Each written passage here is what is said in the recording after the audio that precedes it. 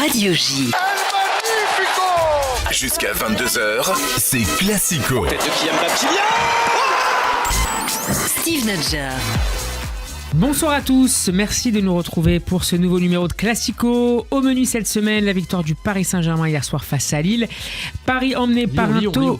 Face à Lyon, j'ai dit quoi ? Lille. Le chroniqueur me corrige déjà. Paris animé et emmené par un Tony Truant désiré doué et qui s'envole désormais au classement de la Ligue 1. On essaiera aussi de comprendre ce qui a manqué aux Lyonnais et donc pas aux Lillois, cher Alexis, hier soir, dont l'entraîneur a regretté les manquements sur le plan défensif. Zoom ensuite sur le week-end de l'OM, tenu en échec à domicile face à Lille, sur les dernières infos du mercato également, et sur le bilan de cette première partie de saison à quelques jours de la trêve hivernale. Voilà pour le sommaire, il me reste à vous présenter le casting du soir.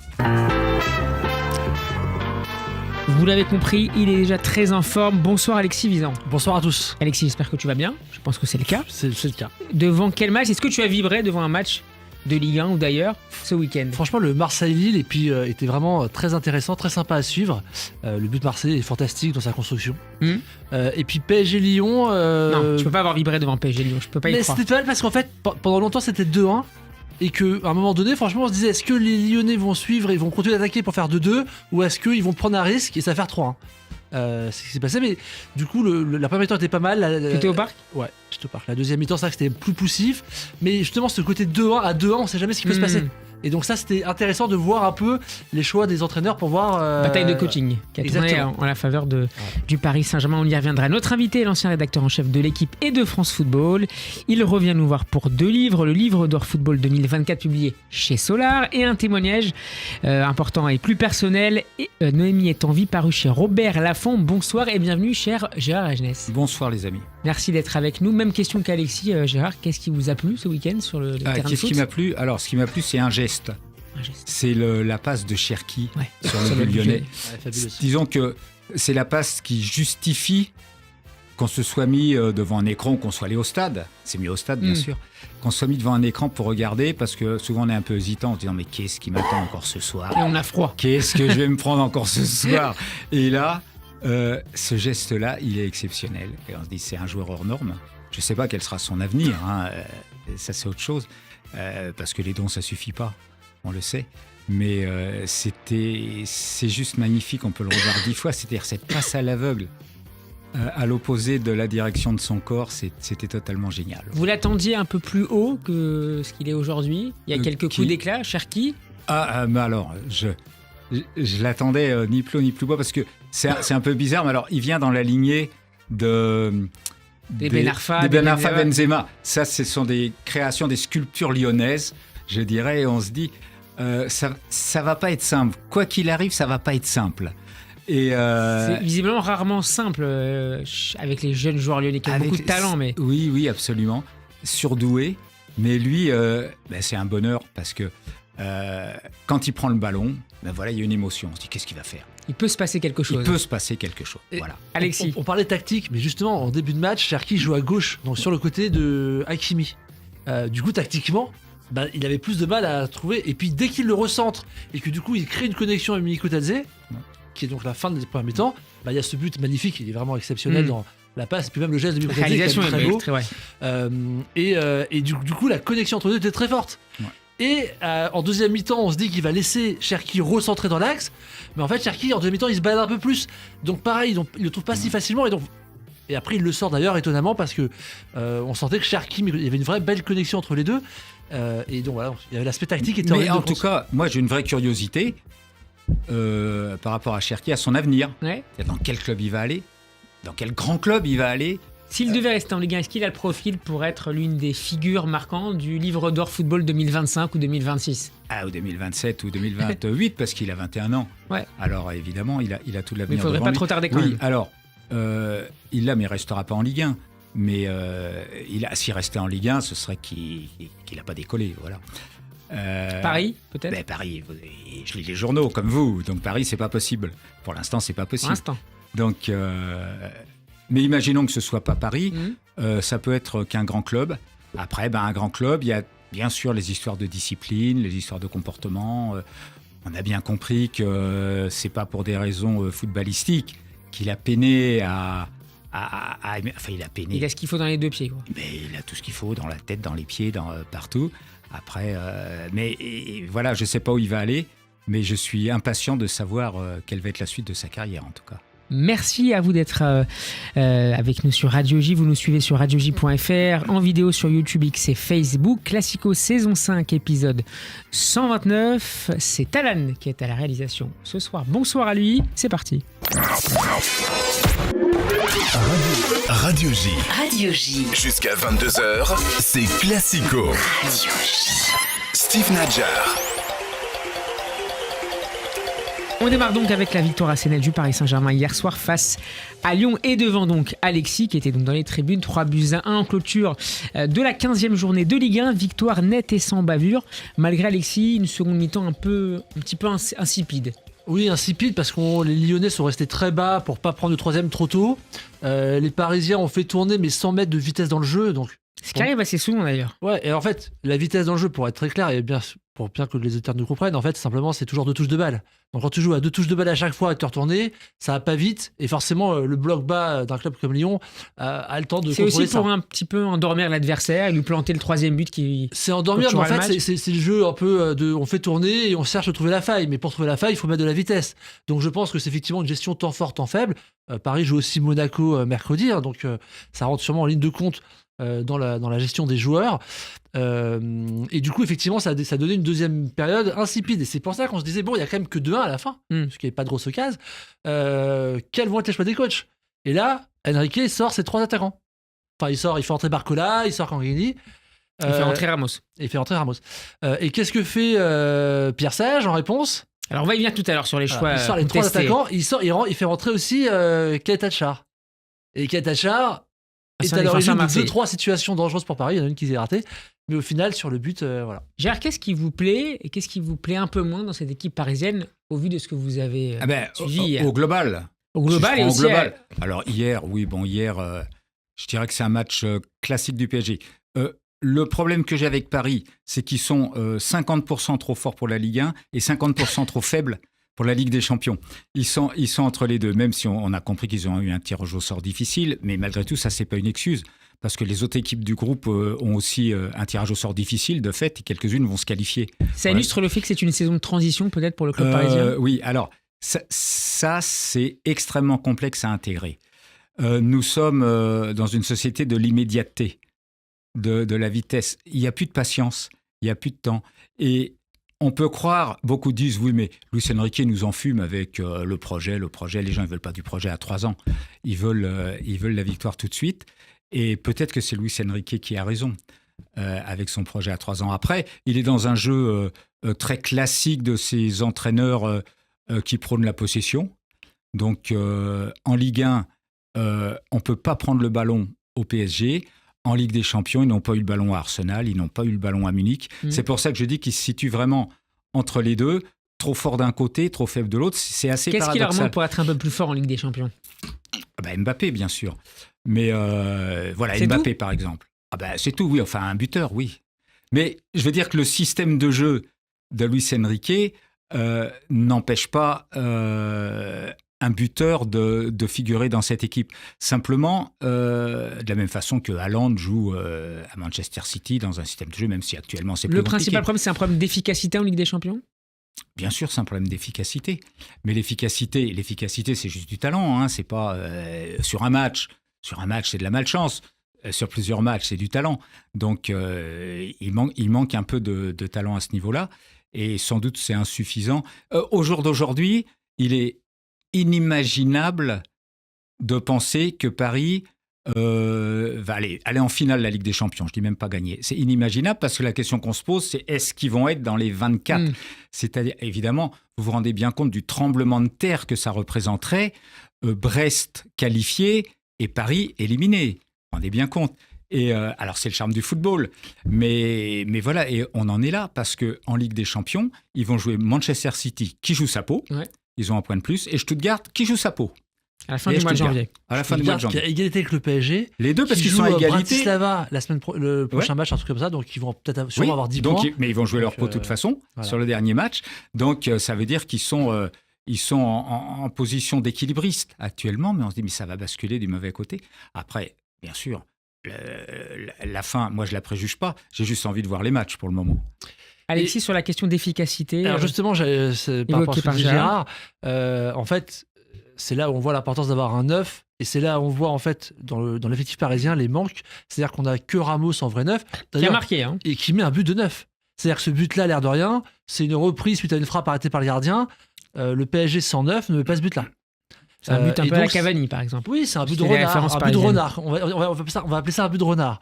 Et donc ça, effectivement, ça a manqué. Et Kolo Muani, qui, dans l'imaginaire, enfin en tout cas dans tel que l'effectif est monté, qui devait être ce deuxième 9, ne répond pas aux attentes de Enrique. D'ailleurs, il n'était même pas dans le groupe contre Lyon.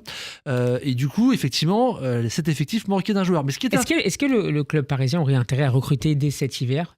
Moi, je suis partisan qui est un numéro 9, et je trouve que Osimhen correspond complètement à ce qui manque à cet effectif. Donc, moi, je suis partisan de ça. Après, ouais, mais ça, Osimhen, c'est du très très lourd. C'est beaucoup d'argent. Je ne sais pas s'ils vont le mettre. Kolo Muani, là encore, c'est difficile à comprendre. Je pense que Kolo Muani, il va changer de club, il va marquer des buts. Mais pour Luis Enrique, il ne joue pas assez bien au foot. La vérité, c'est celle-là. Oh, c'est vrai. C'est pas un grand technicien. D'ailleurs, par exemple, à Nantes, il y a quelques années. Bien sûr, mais c'est un buteur, mais c'est pas un grand technicien. Donc, d'une certaine façon, il participe pas au jeu tel que le conçoit Luis Enrique, ou s'il y participe, il va un peu le déteriorer. D'une certaine façon. C'est pas un peu le même cas avec Haaland, sauf qu'il marque beaucoup plus de buts que lui. Oui, mais il marque beaucoup de buts. C'est ça la différence. D'ailleurs, c'est ce que dit Guardiola. Guardiola, quand il parle du numéro 9, il dit s'il marque 80 buts, je le garde. Voilà. Donc, c'est ce que dit Gérard. C'est-à-dire qu'en fait, Guardiola et Enrique ont une vision avec un 9 qui soit vraiment buteur. Donc si t'es pas bon, au moins tu marques. Ah, c'est ça. À défaut d'un 9,5 qui participerait davantage au jeu. Même Kolo Muani s'en taper dessus, mais à Auxerre, pareil, il rate la dernière occasion. Voilà. Normalement, un 9 ne peut pas rater ça. C'est celle qui rate en finale de Coupe du Monde. Face à face. C'est la même. Et encore, en finale, elle fait un arrêt de fou, Martinez. Là, je trouve pas que le gardien fasse un arrêt de fou. Il arrête quand même. Il arrête, mais il arrête c'est mal joué. Il a confié qu'il y a pensé à cette action pendant plus d'une année, tous les jours. Bien sûr.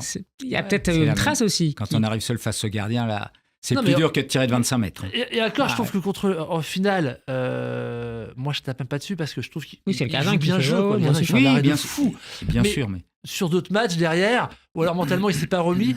Moi je trouve que je suis d'accord avec Gérard, je pense qu'il remarquera ailleurs, mais c'est pas un joueur de top niveau. Non, il marquera dans une équipe moins forte. Voilà. En vérité. Qui jouerait pour lui. Il faut pas qu'il joue dans une équipe de si haut niveau. Oui. Voilà. Où il va bénéficier des contres, où ils vont toujours. Mais s'il va jouer à Francfort, il va mettre 20 buts dans la saison. S'il retourne à Francfort où il était, ou s'il va jouer à Brighton, il va mettre 20 buts dans la saison. Mais c'est pas du tout la même attente, c'est pas la même pression. On comprend bien que si Francfort perd 3 matchs de suite, c'est grave pour Francfort, mais c'est pas grave en vérité parce qu'il n'y a pas d'attente particulière. Ils sont pas là pour concurrencer le Bayern tous les ans. Pour son avenir en équipe de France, il a tout intérêt à quitter très rapidement le Paris Saint-Germain. Ça commence à faire long. Son avenir en équipe de France, oui, de toute façon, oui, il faut être titulaire, globalement titulaire. Il n'a même pas été convoqué ce week-end quand même. Non, il n'a pas été convoqué. Non, mais on a bien compris qu'il va partir en janvier. Donc après, là, c'est un bras de fer qui commence. Voilà, faut qu'il accepte de partir, il faut négocier avec les agents, il faut trouver un club, etc., etc. Après, ceci dit, c'est là, après, on peut parler sur le recrutement, mais je veux dire, on était nombreux, et moi, je faisais partie de ceux-là. Alors, quand on se trompe, mais quand on a raison. Mais moi, je trouvais que Kolo Muani 90 millions, c'était une erreur. Non pas que le joueur ne soit pas bon à ce moment-là, mais c'était pas un joueur pour moi ne peut pas valoir 0 l'année d'avant et 90 millions l'année d'après. Jouant à Francfort. Je trouve que par rapport à ce prix de transfert-là, je trouve que c'était pas une recrue qui était adaptée au PSG. Ça lui a mis une pression en plus supplémentaire sur les épaules. Le prix, il n'était pas adapté au PSG. Mais le prix à 10 millions, il n'était pas adapté non plus. Si l'entraîneur est Luis Enrique. Après, il y a moins d'attente aussi. Il y a moins d'attente quand on est recruté 10 ou 90 millions. Oui, bien sûr, mais au PSG, de toute façon, le PSG, il recrute toujours à ces tarifs-là. Forcément. Parce que c'est le PSG. Donc voilà, Désiré Doué, il vaut 50 pour le PSG, puis il vaut 30 pour les Leverkusen. Donc on le sait. Bon, transition parfaite, puisque l'un des hommes du match aurait été le jeune Désiré Doué. Il s'était déjà fait remarquer en Ligue des Champions face à Salzbourg. Qu'est-ce qui vous a plu dans la performance de l'ancien Rennais hier soir ? Alors moi, au-delà de l'action du... Non, mais en fait, ce que j'ai aimé, c'est qu'il jouait dans le sens du jeu. Et en fait, moi, il n'y a rien qui me rend plus fou quand je regarde un match, des joueurs qui font pas la passe qui doit être faite parce que le jeu réclame cette passe-là. Et quand on est au stade, de l'extérieur, c'est toujours plus facile, mais on la voit. Et je trouve que justement, sur les 2 derniers matchs, Doué, il a joué dans le sens du jeu, au-delà de la vraie différence technique. Sur le penalty, sur le 2e but, il fait quand même quelque chose de magnifique. C'est-à-dire qu'en fait, de nombreux joueurs dans cette position auraient tiré direct. Et lui, justement, il prend le temps de faire une feinte et d'essayer de feinter tous les défenseurs. Et donc, c'est là où Tolisso revient et fait faute. Et voilà, c'était vraiment. Créer les conditions de la faute. Oui, il crée les conditions de la faute, clairement. Et puis, il prend son temps. Il n'est pas stressé par la situation. Alors que, encore une fois, au point de pénalty, je pense qu'il y a 9 joueurs sur 10 qui tirent direct n'importe comment parce qu'ils disent j'ai l'ouverture. Et puis, ça a créé le pénalty. Donc, non, j'ai beaucoup aimé le fait qu'il soit dans le jeu, en fait, dans le sens du jeu. Chez la jeunesse. Ouais, voilà, c'est un joueur de foot. C'est dit, Colomwani, il joue pas très bien au foot, mais il va quand même pouvoir marquer 20 buts dans une autre équipe. Donc il y en avait au moins 2 hier sur la pelouse du Parc des Princes. Ouais. Ah ben il y en avait plus. Et puis physiquement aussi, Doué était à Lyon, fort. il y a des bons joueurs de foot. Ouais. À Paris, il y a des bons joueurs de foot. Ça veut pas dire que ça fait toujours des bons matchs qu'il y ait de bons joueurs de foot. Mais voilà, Doué porte bien son nom. Hein. Donc on l'a quand même vu. On a vu à Rennes, qui arrive 17 ans, 18 ans. On a vu quelques actions. Pas une action, 2 actions, 3 actions. Ouais, quand même. Ah, quand même, il y a quelque chose. Oui, donc il y a quelque chose. Là, il a 19 ans. C'est toujours difficile de dire. Mbappé, quand il avait 19 ans, on savait que de toute façon, il allait marquer, aller au Real, machin, son palmarès. Lui, c'est les statistiques qui l'intéressent. Donc le palmarès, il vient ou il vient pas, mais les statistiques, il allait les avoir, donc il les a. C'est pas parce qu'actuellement, il est dans une période un peu plus difficile, mais des buts, il va en marquer par paquet de 10. Voyez. Mais Doué, 19 ans, on dit alors, c'est quoi Doué à 25 ans ? C'est difficile à dire. Mais Luis Enrique a eu raison de le préserver dans la première partie de saison. Il a eu ni raison ni pas raison. C'est-à-dire qu'il il fait tourner ses joueurs. Donc, de toute façon, c'est plus facile, même si lui, il s'embarrasse de rien. Il prend toutes les décisions qu'il a envie de prendre. Il les prenait avec Mbappé. Alors, il ne va pas se gêner avec Doué. Mais avec un jeune joueur qui vient d'arriver, c'est quand même plus facile de lui expliquer que c'est pas Rennes, c'est le Paris Saint-Germain. Et puis on voit que physiquement, quand même, il a progressé. Je veux dire, les premières entrées de match de Doué, physiquement, on ne le voyait pas. Là, hier, on voit que physiquement, en vitesse, en déplacement et en orientation, il était rapide. Donc, ça joue aussi dans sa performance. Hein. Il a été... Oui, Gérard. Non, c'est pour dire que Luis Enrique, parfois, il est énervant. Hein. Parfois. Mais c'est un grand entraîneur. Pas se tromper. Alors, ça ne veut pas dire qu'il ne va pas commettre des erreurs. Il est dogmatique, donc il ne changera jamais ses idées. Alors, comment vous jugez sa com en tant que journaliste ? Non, mais je l'adore, sa com. Je l'adore, forcément. Je l'adore parce qu'il faut... en fait, il est second degré en permanence. Mais beaucoup de journalistes le prennent premier degré. Donc, ça ne peut pas marcher. Il dit, vous ne pouvez pas comprendre. C'est génial. Moi, je trouve ça génial, dire, vous ne pouvez pas comprendre. Et hier, il dit...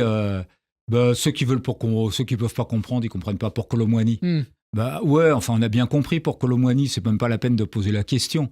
Mais qu'est-ce qu'il va répondre ? Mais je veux dire que en vérité, il est beaucoup plus passionnant dans ce qu'il dit que ce que les médias en disent. Et donc, il vous fait penser à quel je te recède la parole juste après ici. Vous pouvez penser à quel grand entraîneur que vous avez fréquenté comme entraîneur, comme un journaliste avec cette verve. Non, mais c'est une copie conforme de Guardiola. On voit bien. De toute façon, ils viennent du même moule. Ils sont construits pareil. Ils ont les mêmes idées. Après, un entraîneur aussi enfermé dans ses idées et qui arrive à avoir des résultats, il y en a eu un, c'est Mourinho. José Mourinho. C'est-à-dire qu'il n'a jamais varié dans sa façon de faire jouer, qui n'est pas marrante. Hein.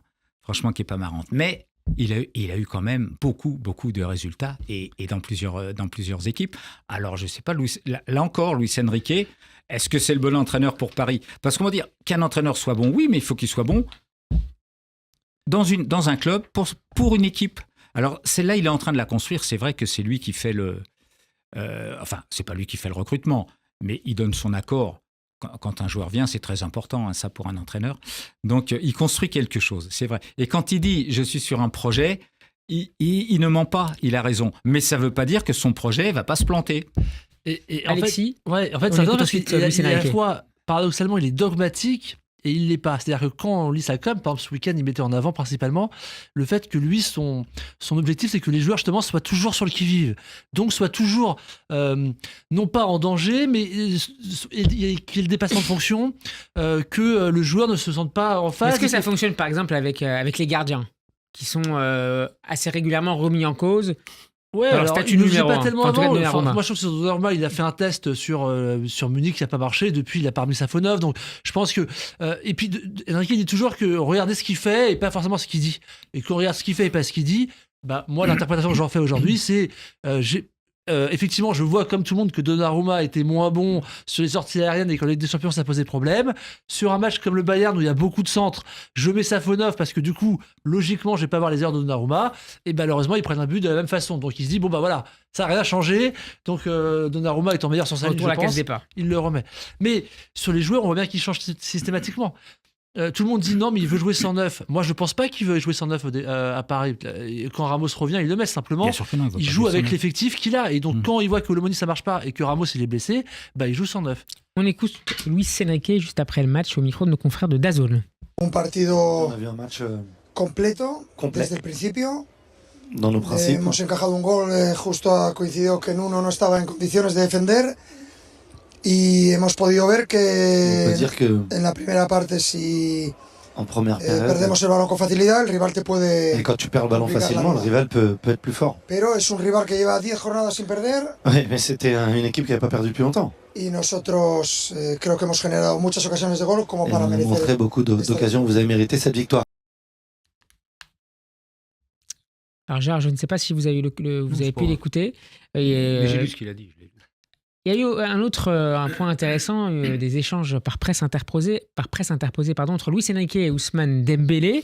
Enrique en conférence de presse avant le match, voilà ce qu'il dit: je ne suis ni son père, ni son frère, ni son bro. Bon, vous avez compris, son frère. À l'inverse, en réponse à cela plutôt, Dembélé lui a répondu après le match: comme il l'a dit, on n'est pas frère, on n'est pas père, c'est une relation entraîneur-joueur, je le connais un peu plus. Depuis longtemps, on essaie de tout faire pour que le Paris Saint-Germain grandisse et gagne des titres. Cette relation, elle est assez complexe malgré tout, marquée par parfois Je sais pas. des sorties sur le banc. Non, je ne sais pas si elle est complexe. Oui. Qu'est-ce qui fait dire qu'elle est complexe?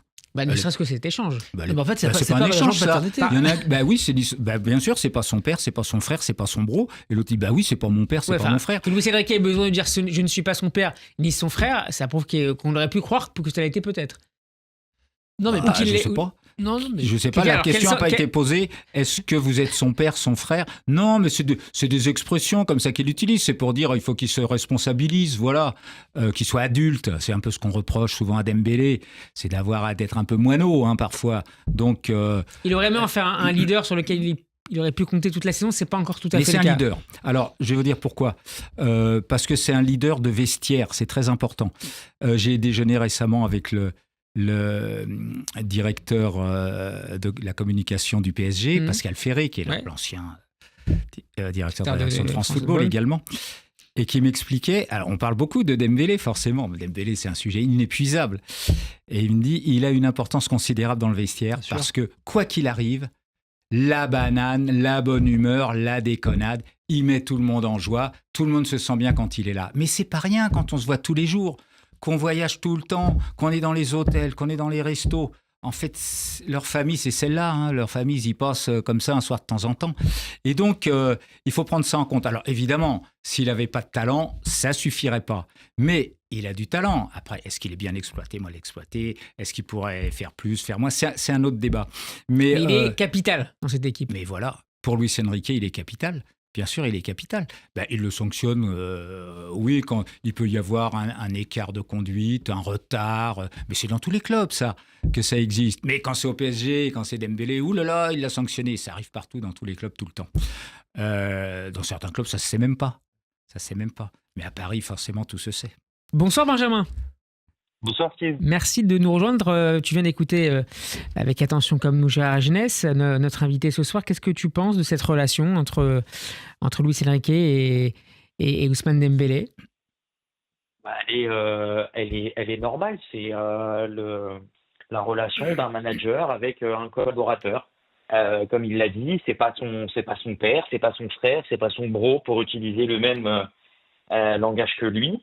Mais voilà, tant que chacun garde sa place et que les résultats sont là, moi, ça me pose pas de problème et c'est très bien comme ça.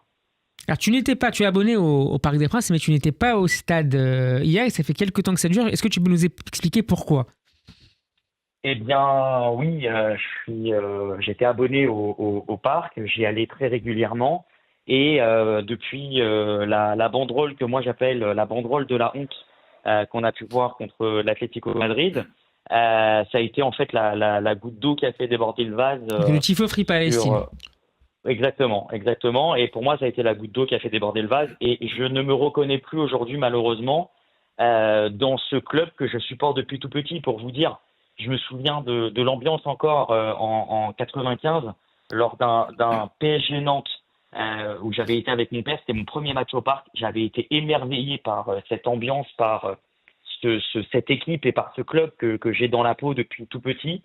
Mais là, les événements récents, notamment ceux du 7 octobre qu'on connaît bien, et depuis le mois de novembre, alors j'ai plus exactement la date en tête, je crois que c'était le 23 novembre, le match contre l'Atlético, où j'ai vu cette banderole, ce tifo même. Mais c'est une parenthèse dans ta relation au club ou c'est une rupture plus marquée ? Écoute, pour l'instant, c'est une rupture claire et nette. Je regarde les matchs de loin parce que bon, je suis quand même fan de foot, ça le reste. Et je regarde encore les résultats du PSG, malgré tout. Mais aller au Parc des Princes, aujourd'hui, c'est pour moi impossible. Je ne peux pas. Même si le PSG a fait un mea culpa, même si ils les ont sanctionnés de quelques matchs jusqu'à la fin de la saison, pour moi, c'est trop. C'est-à-dire que là, on a été en dehors du sport. Pour moi, le sport, il n'a pas de religion, mis à part la religion du foot. Et on n'a pas fait rentrer ce genre de choses, ce genre de messages dans un stade et qui plus est sur un tifo où on peut dire ce qu'on veut, on peut retourner le problème dans tous les sens. La carte d'Israël a été complètement effacée avec un kéfier. Ça, pour moi, ça a été trop. Et si j'avais été au stade ce jour-là, je peux vous dire que avant même le début du match, en tout cas dès que le tifo aurait été sorti, j'aurais quitté le stade sur le champ. Agnès, Alexis, qu'est-ce que vous pouvez dire ou votre réaction à ce que nous... La réaction de Benjamin, on l'a beaucoup entendu depuis cette banderole qui effectivement a fait beaucoup de mal à beaucoup de gens et pas que des gens, pas que des juifs. Il y a même des gens qui sont pas dans cette religion qui ont aussi été choqués par cette banderole. Mais pour aller un peu ouvrir un peu le débat sur plus loin, même sur le match d'hier soir, il y a un sujet de supporters parce que hier soir effectivement il y a été brièvement interrompu après des chants insultants. Pour être dans le stade en fait, on voit bien dans le stade si vous voulez que donc ils chambrent les Lyonnais de cette façon-là. Il y a des premiers marqueurs pour dire arrêtez si vous continuez. Le match va être arrêté, le PSG peut perdre, donc c'est dit dans le stade, on l'entend, et il y a cette idée de provoquer, et donc ils ont continué en dépit du bon sens, et à tel point que donc le match est arrêté, mais après que le match a été arrêté, les autres tribunes en avaient tellement marre, et même à Auteuil, il y a eu deux groupes qui s'affrontaient, puisque en fait, quand même après ça, ils ont voulu reprendre, et il y avait des gens qui masquaient un peu ça en chantant pour le PSG, ou en essayant de cacher, et c'est vrai que c'est tout le paradoxe de cette tribune Auteuil, qui à la fois fait partie de la magie du stade par rapport quand ils supportent le PSG, et qui inversement peuvent être, on va dire, plus qu'exécrable quand il y a eu le tifo de la honte. Je rejoins complètement Benjamin sur ça. Mais même hier, en fait, c'est en dépit du bon sens et c'est encore contre le club. Et c'est en particulier le collectif Ultra Paris qui est visé. Oui, c'est très paradoxal parce qu'en fait, il y a aucun... Hier soir, sans même faire de politique, il n'y a aucun intérêt à continuer de chambrer les Lyonnais de cette façon-là, alors que ça bloque le match, ça embête tout le monde, et que entre guillemets, ils devraient pas mal, ils vont continuer. Donc voilà, il y a ce côté provoquant qui voilà, c'est le paradoxe des ultras. Cher Agnès. Et on sait, pardon. Gérard et Benjamin. Non, qui allez-y, Benjamin, allez-y. Merci. Non, je voulais dire aussi, pour parler de ça, évidemment, c'est que non seulement donc ils ont fait ça pour continuer à provoquer, et on sait très bien que quand il s'agit du Paris Saint-Germain et que ce genre de choses arrive, ça a beaucoup plus d'impact par rapport à d'autres stades. On a entendu des chants homophobes dans plein d'autres stades depuis que la loi est sortie. Pour autant, il n'y a jamais eu, on va dire, de matchs interrompus ou de choses comme ça. Alors, je vois beaucoup sur X que c'est un luxe qui n'est dédié qu'au Paris Saint-Germain. Justement, quand on sait que dès que c'est le Paris Saint-Germain, c'est tout de suite dans le collimateur, la tribune Auteuil, franchement, enfin là, au lieu de jouer pour le PSG et de les soutenir et d'aller, on va dire, dans le sens du club, ils font tout pour pourrir. Honnêtement, c'est catastrophique. Je me reconnais plus du tout, en tout cas, dans cette tribune. Pourtant, enfin voilà, les ultras, j'ai milité pour qu'ils reviennent, pour que l'ambiance au stade soit la plus chaude possible, pour que les supporters puissent faire en sorte que les joueurs soient survoltés sur le terrain. Mais là, ils font n'importe quoi. C'est n'importe quoi ce qui se passe. Gérard Jeunesse. Disons que moi, je viens d'un autre monde, d'un autre siècle, où le stade était un endroit de plaisir et de bien-être, où évidemment, si en 1970, on allait voir, je dis, il n'y avait pas PSG, mais je dis, mais Racing Reims ou OM, Saint-Étienne OM, mais on était assis à côté de supporters adverses et on rigolait, et on se chambrait. Bon, maintenant, la société, avec tous ses défauts, tout ce qu'elle a de plus laid, s'est invitée dans les stades. La plus belle période pour moi, c'était pendant le Covid, parce que c'était les matchs à huis clos. Alors là, on était tranquille, on savait qu'il ne pouvait pas y avoir de dérapage dans les tribunes, ça rendait pas le foot meilleur. Bien sûr, et ça sanctionnait quand même. Bien sûr, et ça sanctionnait beaucoup de personnes qui ont un comportement tout à fait respectable. Après, cette banderole, je la comprends pas bien. C'est-à-dire, je vois pas quel est le but. Je sais pas quel est le but en vérité, parce que ceux qui l'ont préparé, ceux qui l'ont exhibé, mais c'est-à-dire, par rapport au Paris Saint-Germain, ils cherchaient quoi ? C'est ça que je ne comprends pas. Alors après, est-ce que... Je ne suis pas complotiste, moi, vous voyez. Je ne vais pas dire, ouais, mais c'est le club qui est le Qatar, le machin, j'en sais rien. Je ne sais pas. Parce que le club ne pouvait pas ne pas savoir que cette banderole allait être... Voilà. Mais voilà, disons qu'il y a une époque, je pense que ce n'est plus le cas. On allait voir les matchs de l'Ajax, il y a des drapeaux israéliens à l'Ajax. On allait voir les matchs de Tottenham. Il y en a toujours, d'ailleurs. Il y en a toujours. Ah ouais. Mais voilà, donc ça a du sens aussi. Mais on ne dit pas, mais pourquoi ils mettent leur drapeau israélien ? On ne le dit pas. Voilà, parce qu'on est habitué. On est habitué à ça, parce que ce club, et c'est Tottenham, je crois. Ouais. Tottenham aussi, on voit des drapeaux israéliens. Alors, nous, ça nous réjouit, hein, on dit on est content. Mais sans doute, il y a des gens qui ne sont pas contents. Même si là, au Parc des Princes, l'affiche, dans la carte qu'on voyait, effaçait la présence d'Israël. Bien sûr. La période par ailleurs ajoutée. Bien sûr, mais je sais pas, je vois pas. C'est-à-dire que des supporters, apparemment des supporters du PSG, passent leur semaine à préparer cette banderole. Là, je comprends pas. Je me dis alors là, la société, elle va mal. C'est-à-dire que on va à la catastrophe. Si on en est là dans les stades, on va à la catastrophe. Pas seulement ça, il y a des problèmes partout dans les stades. En Italie, c'est une catastrophe. En Espagne, c'est une catastrophe. Les problèmes de racisme. Notamment, et finalement... Bien sûr, c'est tout aussi grave. Hein. Bien sûr, et les stades de foot sont devenus le creuset de tout ce que notre société a de plus violent, de plus méchant, de plus laid. C'est dramatique, mais qu'est-ce qu'on fait ? On arrête le foot ? Benjamin, si tu veux bien, reste avec nous, c'est l'heure du rétro-quiz. 6e journée de la saison 2009-2010, le Paris Saint-Germain reçoit au Parc des Princes l'Olympique Lyonnais. Évidemment, match nul entre les deux équipes, un partout. Donnez-moi, messieurs, la composition pour commencer du Paris Saint-Germain. Benjamin, tu peux démarrer. Michael Landreau au cage. C'est non. Alexis. 2009-2010 Ouais. C'est pas les Tizi ? Non. Gérard. Je sais pas. Casé international. Alonso, je sais pas. Non. Ah, Lama alors ? Non. À 2009 quand même, pas Lama. Non, oui. Alors non, 2009, non, c'était pas Sirigu parce que c'était avant. International français. Grégory Coupé. Grégory Coupé, messieurs. Les premiers points pour Benjamin. Qui veut enchaîner ? Alexis, Gérard. Coupé, il y a Julie dans le banc qui est là, non ? Il y a Julie qui est là, il est buteur. Point pour Alexis. On parle de l'équipe de Lyon. L'équipe de Paris. C'est vrai qu'il y avait des Lyonnais. Oui, parce que c'est l'équipe de Lyon, ça Coupé et Julie, je sais pas. Non, mais moi, j'ai pas de mémoire. Makelele était là aussi, non ? Makelele était là. Bravo. Peggy Le Yundoula. Bravo. Moi, je vais dire bravo à chaque fois. Quand même, vous pouvez essayer, Gérard. Je sais pas, Jallet, non, il était pas encore. Jallet, il était là. Si, oui, le premier point pour Gérard. Je le voyais pas encore là, Jallet. Ensuite, un défenseur brésilien qui est désormais Serra. Point pour Alexis, ça fait 3-2 et à 1. Ouf, quand même, hein, c'est pas si mal. 9. Ah, c'est pas Waro non. Absolument, Oh, absolument. Alexis qui prend large. Ça fait 4. Merci Gérard, c'est pas des Yes, de Gérard. Sur le Néné, 9. non, Néné Waro. n'est pas là. Ah, mais il y avait Roten, non? Il n'y avait pas Roten, non, à cette époque-là. Il n'y avait Non. pas Roten. Non. Il n'y avait pas Roten. Modeste Mbani. Modeste Mbami, c'est non.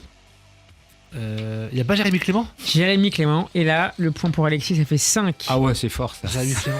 Donc, c'est l'équipe de Jérémy Lyon, c'est Clément, bien ce que je dis. C'est bien, allez, c'est vrai, c'est vrai. Époque aussi Bourillon, non? Ou Bourillon est plus là? Non. Il y a un défenseur qui a joué également à Lille. Latéral. Qui a joué aussi dans l'axe. Ah là là. À Lille, qui a joué... Il y avait pas Bodmer? Il n'y avait pas Baudemer, non. Non, pas encore. À Lille, latéral. Il y en a un autre qui a joué à Montpellier. Non, Carotti, c'est avant. Qui a joué à Montpellier et en Angleterre. Ça s'est mal fini en Angleterre et il revient en Ligue 1. En défenseur, tu Un parles? défenseur central. Un Titi parisien. Gérard. Ah, Sako? Non. Sako? Mamadou Sakho. Oui, Sako. Mamadou Sakho. Ah oui, quand même. Mamadou Sakho. Défenseur Non, mais parisien qui a joué à Créteil. Samy. Samy Traoré, bien sûr. Messieurs, Samy Ouais. Traoré. Restait Armand, Clément, Armand, bien Chantôme et Sankaré. L'entraîneur du Paris Saint-Germain à ce moment-là, c'était. C'était. Le Gwen? Non. C'était. Comboiré. C'est Comboiré. C'est le point. Pour Benjamin, ça fait 3. On passe à Lyon. Le gardien Gérard. Vous démarrez, c'est facile. Non, mais moi, c'est comme la guerre des boutons. Hein. Si j'aurais su, j'aurais pas venu, là. C'est Loris. Lyon. C'est Lloris. Lloris, oui, Le ça, point c'est- pour Alexis. T'aurais pu lui laisser. Un défenseur. Ah bah là, c'est François Clair est là ou pas? Il y a François Clair. Je pense que j'ai... Oui, il faut moi, arrêter je dis- Alexis. Il y a Juninho. Il y a Juninho. Il n'y a pas Juninho. Ouais, il y a mais, pas Juninho mais en au début, défense, si. il y a. Non, puis c'est 2009, mais en 2010. défense, Il y a Chris. Il y a je sais pas. Chris. Il y a Chris. Voilà le point pour. Il y a Chapa. je pense Benjamin. que Non. Je pense que c'est l'année du 5-5 Lyon-Marseille. Ah. Donc C'est je dirais possible, qu'il y a Lisandro Lopez. Il y a non Lisandro Lopez. Voilà. Bravo Ah, bien Il y a Alexis. joué. Lisandro Lopez. Et Mbappé Gomis, Benjamin. Il est remplaçant, mais ça marche. Ok. Du coup, il y a Pjanic. Il y a Pjanic qui est aussi Oui. remplaçant. Reveillère Non, mais il y a était pas un là. milieu de terrain. Jean de Macoun est là ou pas? Alors Jean de Macoun n'est Ah, j'avoue. pas là. Mi- Je pensais qu'il était mais il n'est pas là. Etienne. Comment Michael Etienne, Etienne. non. Gérard, un milieu de terrain international français qui était très apprécié Bah oui, par bien sûr, Domenech. je l'ai. Je le dis ou pas? Oui. Tout l'allant. Toulalan. Oui, Jérémy Toulalan. Toulalan. Jérémy Ah si, Toulalan, pardon, si, bravo. je savais que je l'avais vu. Qui a dit Jean de Macoun? Moi. C'était toi, c'était bon aussi. c'est- Je savais que je l'avais vu. Je me souviens qu'il marque contre le Real. Autre attaquant lyonnais Benzema, international, non. Fred? Non, français. Un historique qui a marqué des buts historiques pour Lyon contre le Bayern Munich notamment. Qui est consultant aujourd'hui. Govou, bien sûr. Govou, Oh là là. Quand même, messieurs. Ok, milieu de terrain suédois qui a joué Castrom. à la loi. Castrom, Il est fort, Castrom. Alexis. Attention. Très fort. Delgado, vous l'auriez pas trouvé. Qui est l'entraîneur Si, César Delgado, bien sûr. Mais si, il marque. mais bien L'entraîneur sûr, César. 2009-2010. C'est Houillet, non? Non. Non, c'est pas Houillet. Putain, c'est le 5-5. C'était Deschamps à Marseille. Et à Lyon, c'était. Non. 2009. Non, c'était Claude Puel. Perrin. C'était Claude Puel. Et c'est le Bravo. point pour Benjamin. non C'est la ouais. fin de ce jeu. C'est Alexis qui le remporte. Merci Oui, voilà. Benjamin d'avoir été avec nous. À la prochaine. Merci messieurs, à la prochaine, avec plaisir, bonne soirée.